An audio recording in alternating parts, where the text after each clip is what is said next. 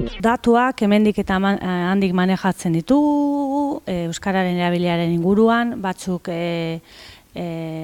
positiboagoak dira, beste batzuk ez horren beste, baina orokorrean esaten dugu euskararen tokia eremu digitalean hizkuntza txiki bat dela kontutan hartuta, ona dala. Wikipedia artikulu kopurua esanguratsua da, baina argi eta garbi bide asko egiteko dago. Horren ondorio da gaur sinatu dugun hitzarmen bat egitea hizkuntza komunitateaz ari garenez, badago hor sentsibilizazio edo sentiberatze, trebatze, asaltze, kontatze lan handia egiteko. Eta bai uste dugu mota honetako ekintzak mesede handia egin aldiotela egoera hobetzeko.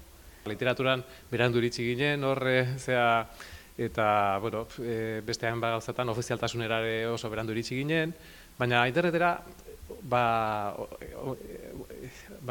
ingelesarekin konparatzen badugu, ez gara hain goiz iritsi, baina inguruko hizkuntzekin alderatuta bateratsu iritsi gara, eta indar handiarekin gainera, ez? Hitzarmen hau sekulako aukera da horretarako, eta oso pozik gaude, ez? Horretan jarraitu behar dugu, ez? Wikipedia da munduko 31. Artikulu kopuruan, eta gu ez gara 31. hizkuntza munduan, ez da gertu ere.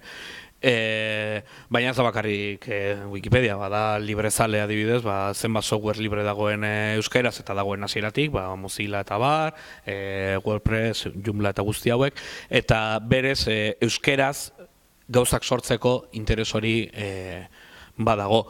Eta horren erakusgarria da jendeak egindako, ze hau guztia herritarrek egindakoa da, behartzen dituzu ere enpresak euskaraz edukitzera gauzak, ez? Okurritzen zait Twitter, Facebook, Microsoft edo Google euskarazko zerbitzuak eskaintzen dituzte, badagoelako demanda bat eta badagoelako eduki bat. Software asko etortzen da eta okurritzen zait sakelekoa etortzen da, eta ez baduzu euskaraz konfiguratzen, gaztelerazko emaitzak ematen dizkizu, berdina ordenagailuarekin, jendeak ez daki euskaraz konfiguratu dezakela, horrek baditu bere gauzak, eskoletan oraindik software asko erabiltzen da pribatiboa dena, eta horrek eragiten du euskaraz egon daiteken zerbait beste hizkuntza batean irakurtzeak, eta baditugu hor erronkak,